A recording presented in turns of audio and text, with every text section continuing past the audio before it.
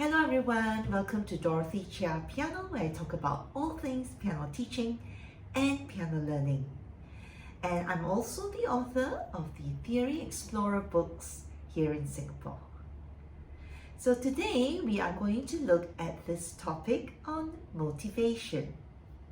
Stay tuned. A lot of piano teachers all around the world have one universal problem, and that is motivating our students to practice, to stay on top of their learning, and so that they can accumulate more knowledge and enjoy their piano lessons and bring whatever they have learned to share with their families and friends. So the key word here would be motivation. Human nature, I would say, it takes different types to make up the world. And we have the very hardworking students that do not need too much pushing from the parents or from the teachers. Then we have those in the middle ground that need some guidance and discipline. And then we have the third category, which is the students that totally don't want to be there at the lesson and have no motivation at all to practice at home. So here we're talking about the middle ground and the third category, the unmotivated students. But it's also good to have that first category because they are very self-motivated. And when you use what you have to motivate the second and the third group, then hopefully everybody gets helped along, and then the motivation level of the students improve, parents are happy, you are happy, and the kids have a more enjoyable piano lessons. So let's get started. How can we motivate our students? So this month I have created a game, and I found that it was very helpful to my students, and therefore I decided, hey, why not share it with a larger teaching community? One way to motivate young children at the piano lessons is to give them an incentive that for every piece of work well done and completed, there is a reward system. So this plays along with the psychology that when something is well done and there's a positive experience, they want to do more of that positive experience so that they can derive more pleasure, more self-satisfaction, and it's a win-win for both the student and the teacher. So for this activity, we will need, for me, I have some sort of stickers, and these are smiley face stickers and in multicolors. So I got this at the local bookstore, Popular. It's not too expensive, and if you're buying a stack of stickers like this, you can use and reuse them for many purposes throughout the year.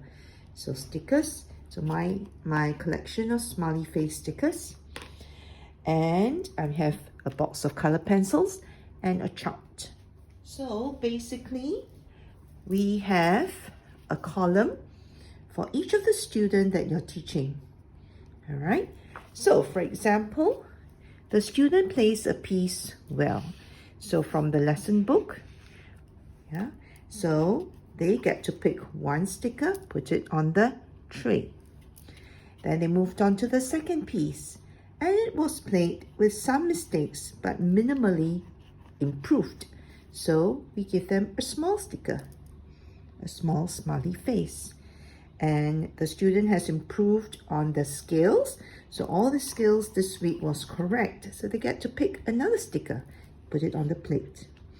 Now, hypothetically, for example, student A at the end of the lesson has got 2 big stickers and 1 small sticker. I'm going to draw a bar graph, and usually, like for 2 big stickers, I will give it as 1 centimeter, 2 centimeter, and the small sticker is half a cm. So the student would have reached, let's pick a color. So this one, the student can pick their color. So let's say student A decides that she's going to have a pink bar graph. So that's 2.5 cm. And I like to mark it off. All right. So at the end of today's lesson, the student has reached here. So we're just going to put the date. For example, 6-1.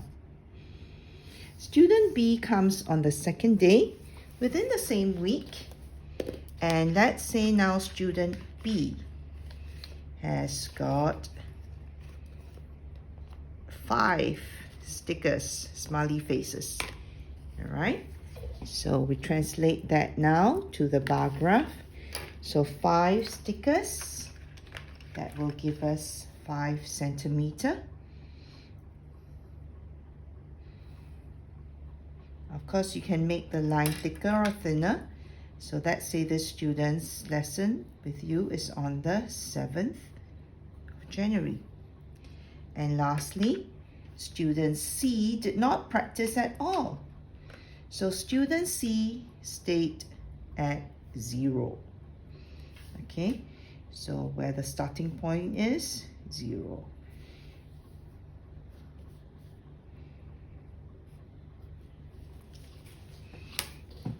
So this is week 1.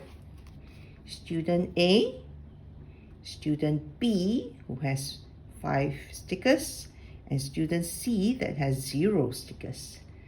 So come the second lesson of the month, they are then going to continue. So now let's say student A on the second week has improved and went from 3 to 5 stickers. So we're going to add on now 5 centimeters.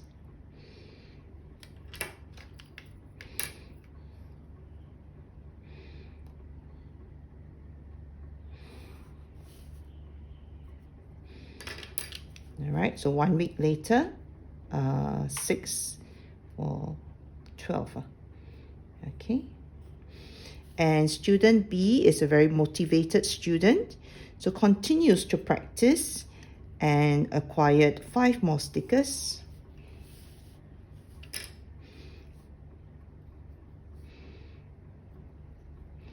And because student C has seen that other people have moved ahead of him, so he's going to put in some work this week. Maybe student C this week has gotten 2 stickers. Okay, so by this time we try to motivate the unmotivated student.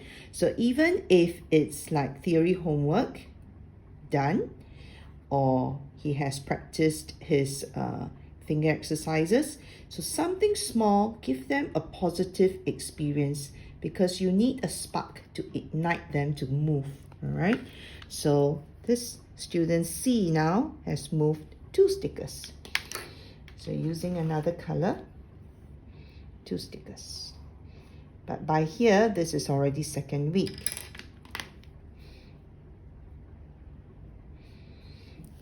So you can see that when the student comes back each week for their lesson, they can see how other people in the studio has performed. So your very motivated student hopefully will stay motivated, and that provides the yardstick for the others to see what is achievable during the week. Okay, and your medium student would be pulled along because they are then motivated by what they see in others and by what they themselves can do. And even your unmotivated student can now move along. Even if it's slow progress, it is still better than none. And so you have it. So what you can do, if you are a traveling teacher, this chart can be kept or folded up and put inside your purse or your briefcase. And if you have a home studio or you teach at a music school, you can pin this up so that it is very visual.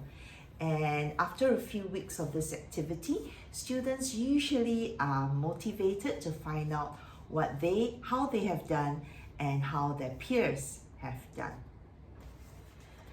So it's always good to use some psychology to motivate the students, and the best kind of motivation is the intrinsic motivation, where the motivation comes from the student within that they want to get the job done, and not from an external motivator, whether it's the teacher or the parent or an external source.